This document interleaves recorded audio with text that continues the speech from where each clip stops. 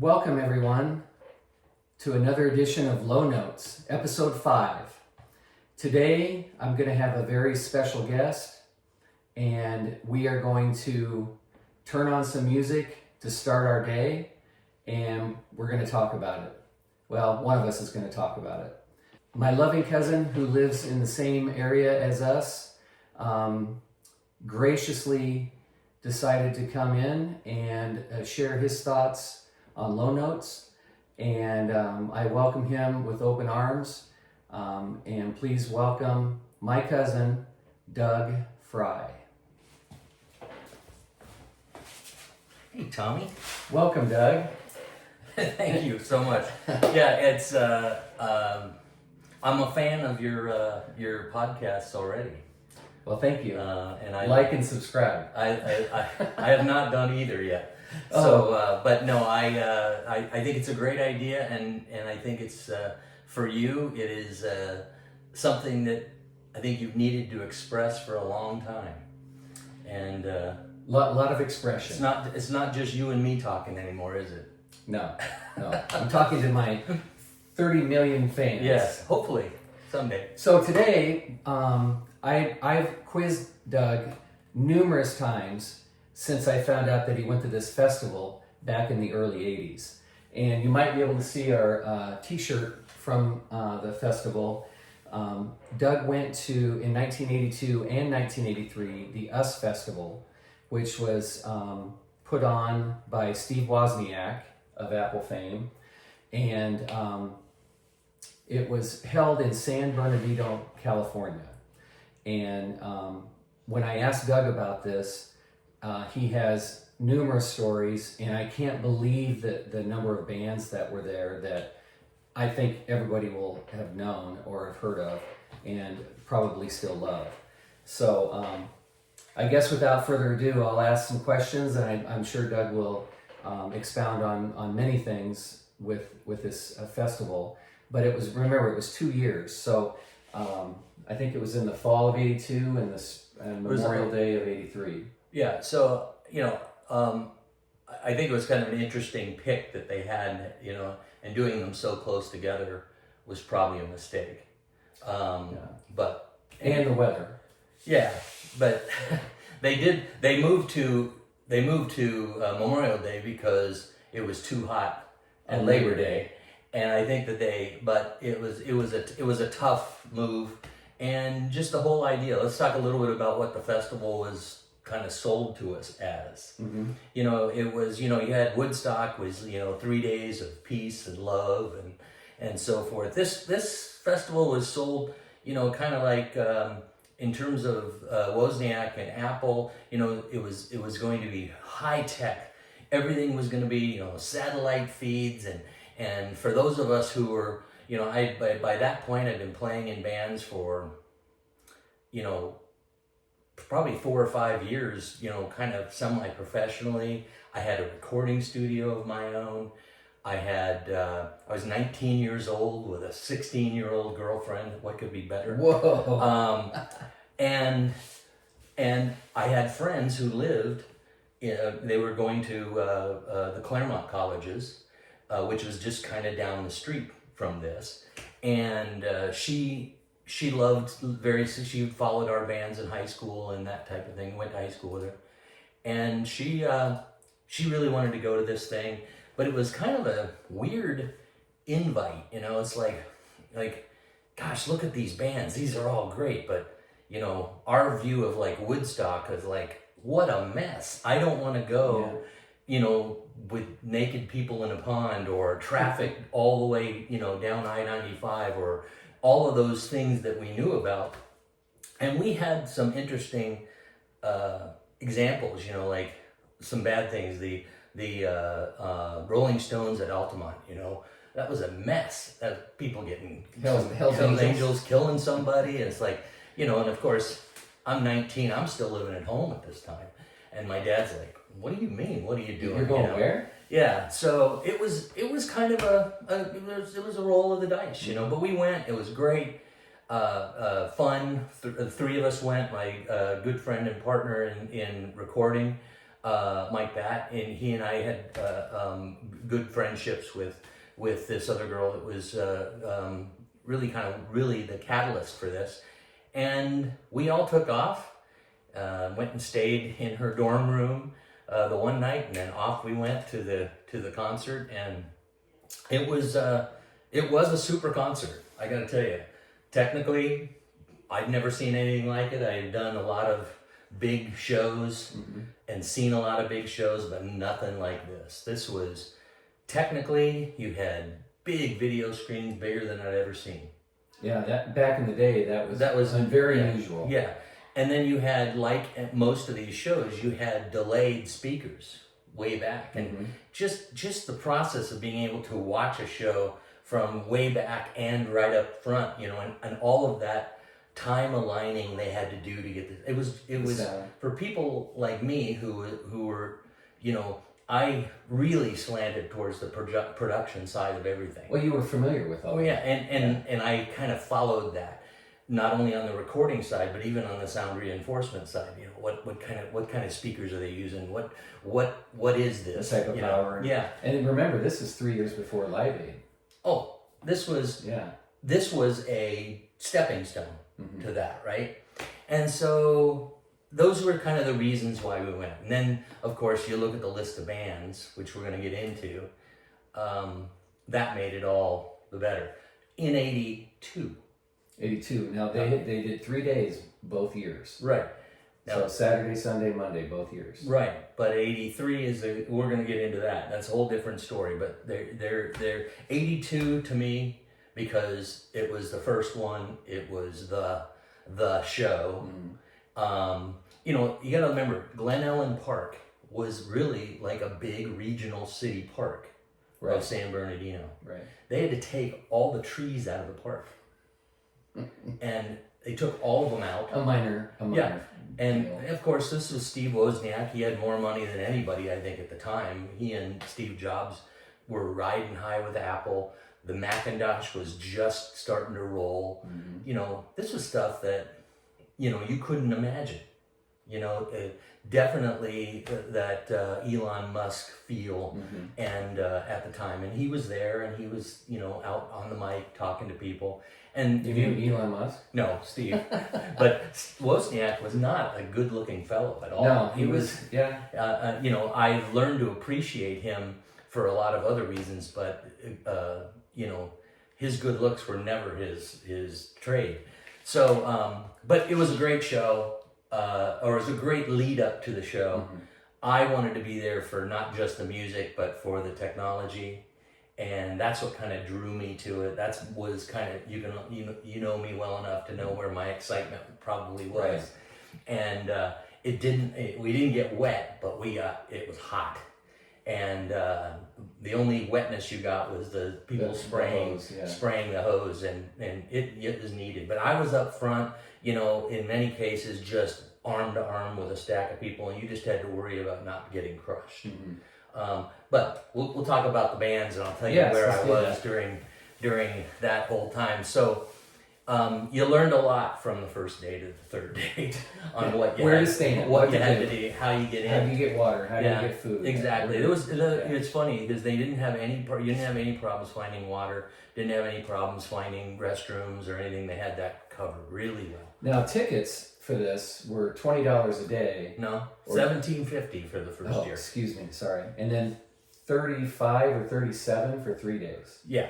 And parking was included. Yeah. And that's crazy. And parking was basically just big grass fields where people... Free for all, or did they have people directing? They had you directing. They were directing you as you came in. You couldn't get there too early, or they'd get, they'd hold you.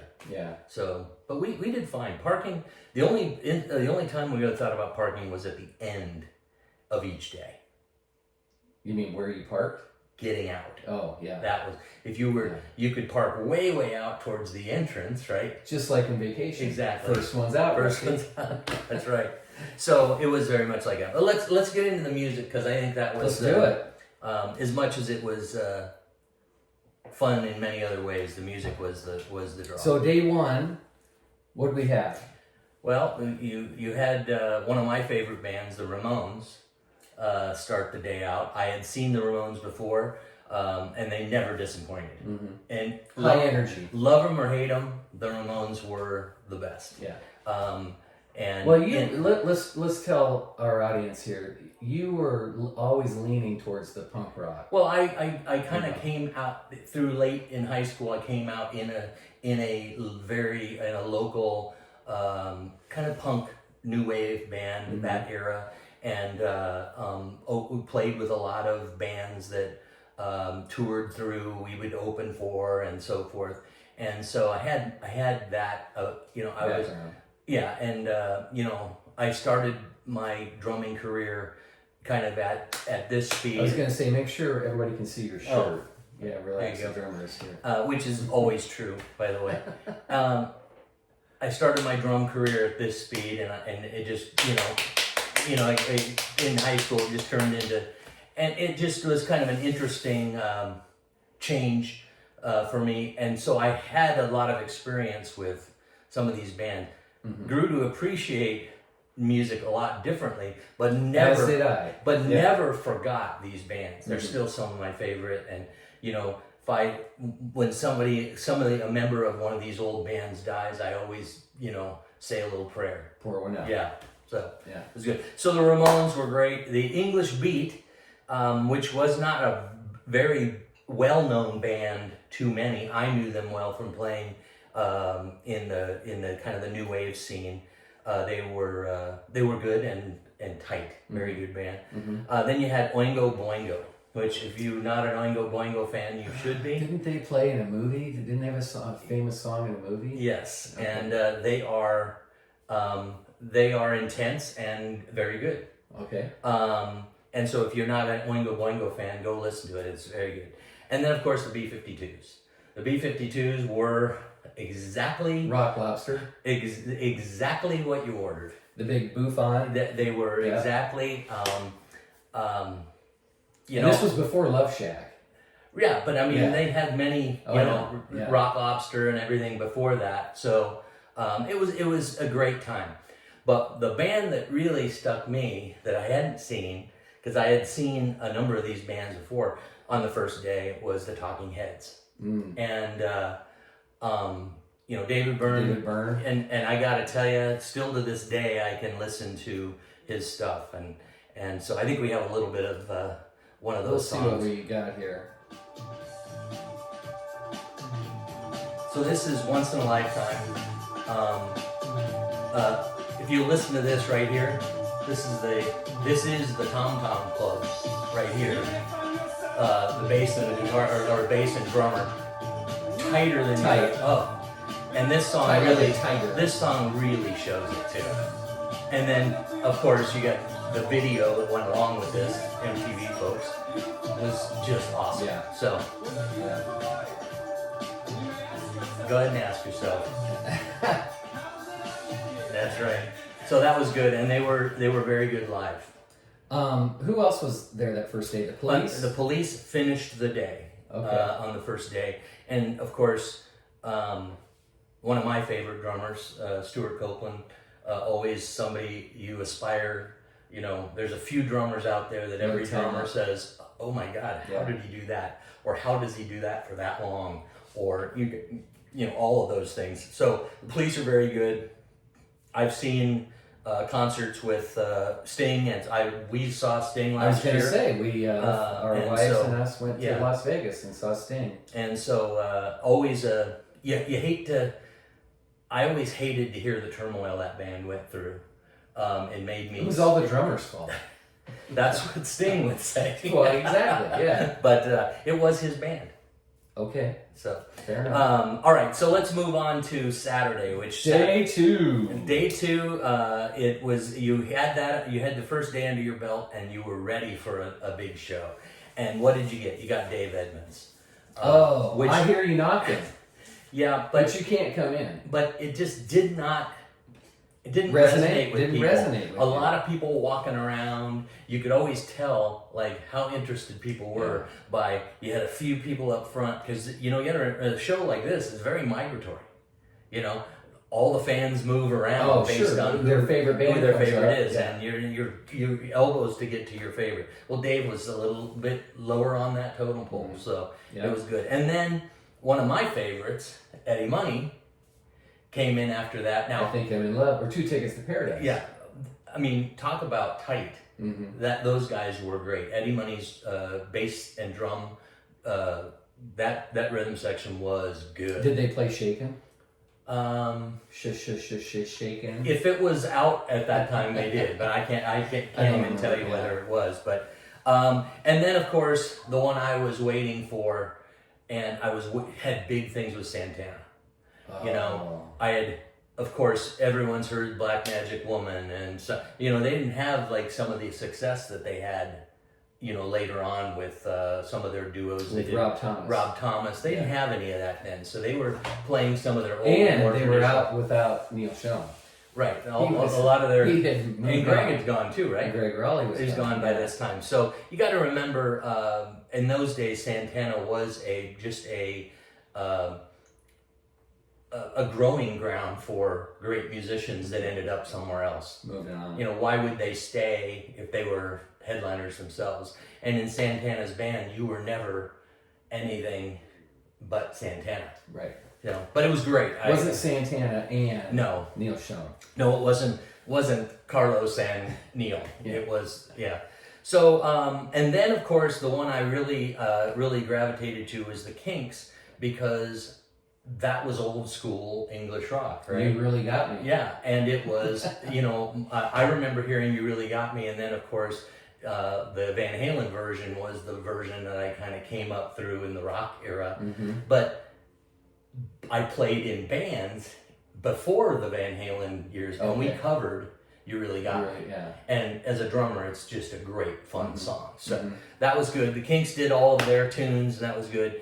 Pat Benatar, she was kind of, you got to remember, Fast Times at Ridgemont High had come out Mm-hmm. just a couple of years before that. And a lot of these bands had songs in that. Did she have Yeah. a song in that? Yeah, and I don't know whether it was, but but even they refer, yes, so-and-so is one of the many girls that have cultivated the Pat Benatar look, is one of the lines. One of the lines in Yeah. there. So that was great, and I'm sure today, if you went and saw her today, and she was just here in town, probably just as good, just as tight. Yeah. She can wail. Yeah. And then one of my, what I was looking forward to a lot was Tom Petty. I had seen Tom Petty only once before this. This was vintage Tom Petty. Mm-hmm. Great. It was a great time. Oh, God, how did I miss that? Your favorite band. I know, because I would put them up in the headliner, but Yeah. I play a little bit. missed to play a little bit of it.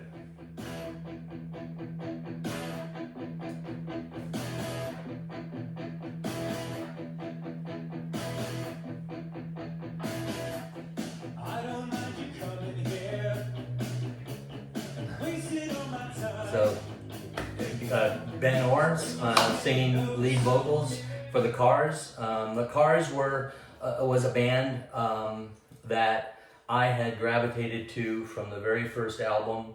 I had seen them in Flagstaff when they were just opening for run-of-the-mill rock shows, and they did they kind of start out as a punk band? They were considered a new wave band. New wave, okay. All of us in that era kind of had that. Yet another band that had a song in Fast Times at Ridgemont High, which was, if you remember, can't remember her name now, coming out of the pool. Oh, Phoebe Cates. Phoebe Cates. How did I remember that? Well, I don't know. But the Cars, they played between Santana and the Kinks. I was right there. I had seen them before. They were in their prime at that point. Benjamin Moore, I had no idea. He was the bass player, by the way. Yep. No idea he sang as many songs as he sang. Oh yeah, I mean, I was blown away. I would consider him the lead singer, and then Rick. And everybody thought it was Rick Ocasek. Yeah. Ocasek or however you pronounce it. I think that Rick had definitely the kind of the more mod look. Oh yeah. In the model girlfriend. Right. Yeah. So. But this was right when MTV came out, and we, as I've said in previous episodes, we never saw these bands until we actually bought a ticket and went. Exactly, but I remember seeing the Cars on Midnight Special. Oh, see, I never could stay up that late. Yeah, so way past my bedtime. Midnight Special, or Don Kirshner's rock Right, concert, was always in. But those are good times. But how did I forget the Cars? Because the Cars will forever be kind of my Boston for you. Right. And it's interesting. We grew up together. We're the same, almost exactly the same age. Mm-hmm. We like many of the same things. And our two favorite bands are from Boston. Yeah, that's crazy. Yeah. So and they're not even Aerosmith. That's right. Exactly. So now we're gonna talk about the headliner that day. On that day, it was Tom Petty, and I love Tom. And the Heartbreakers. That's right. And as Stevie Nicks found out when she when she tried to get into Tom Petty's band, he basically told her, no, it's a guy's band, and we're the Heartbreakers. We're not just a bunch of dudes. That's right. The sausage fest. That's right. So, but that was great.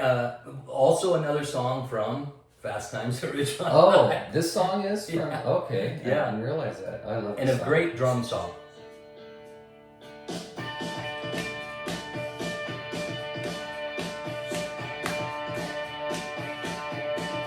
And as you can tell, the drums drive this song, and it was great.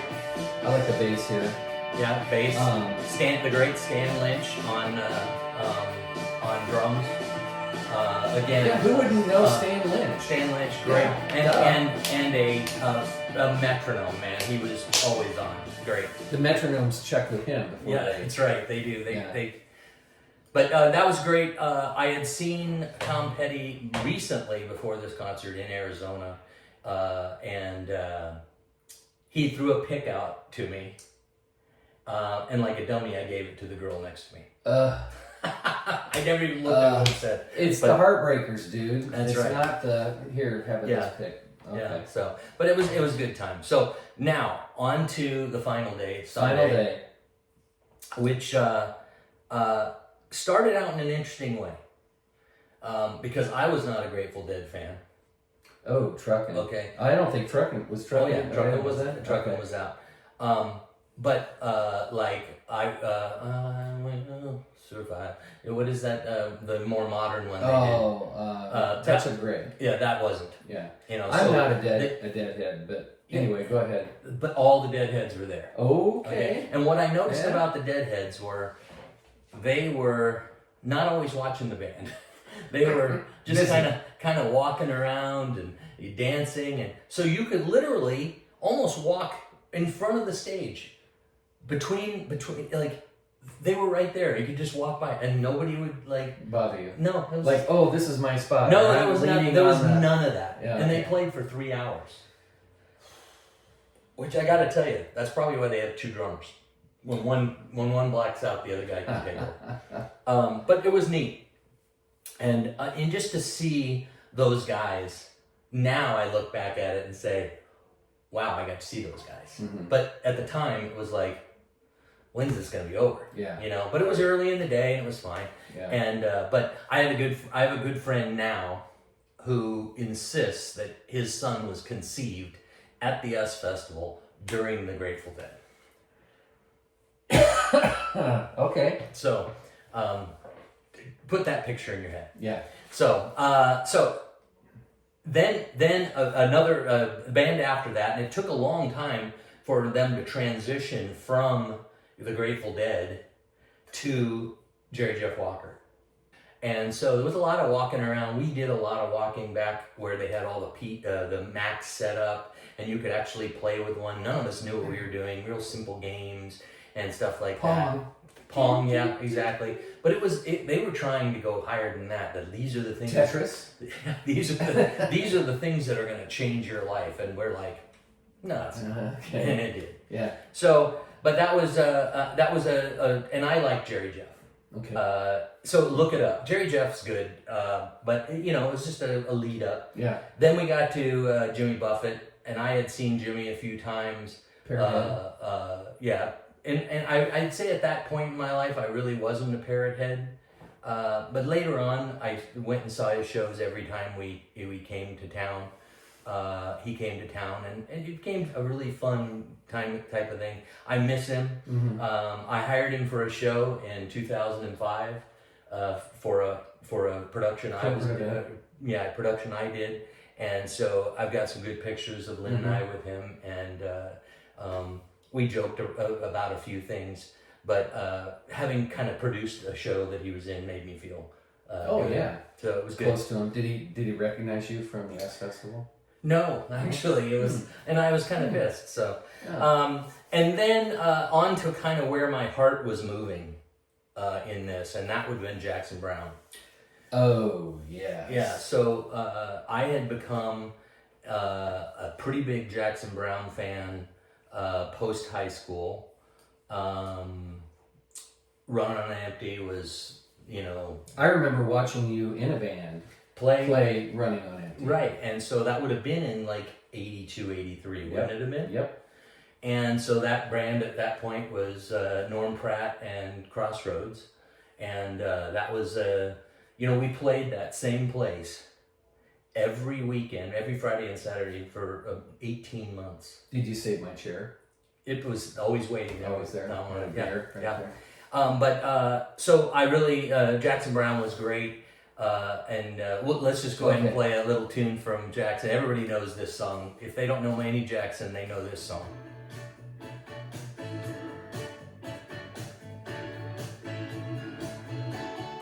Yet another song from Fast Times at Ridgemont High. Phoebe Case. No, this was when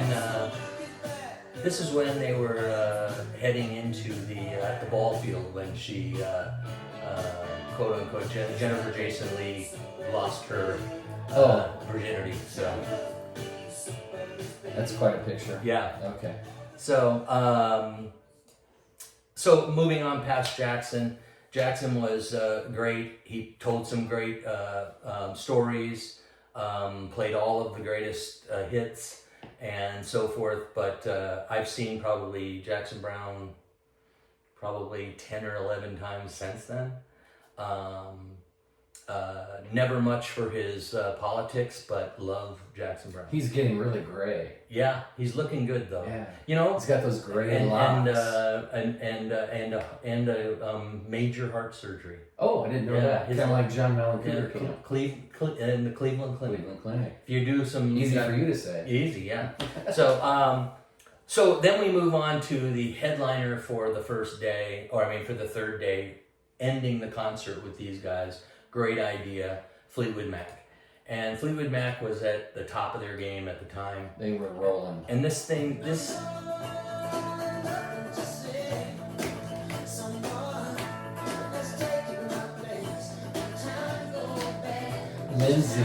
is my wife's favorite song. Oh. I'll remember that. Yeah.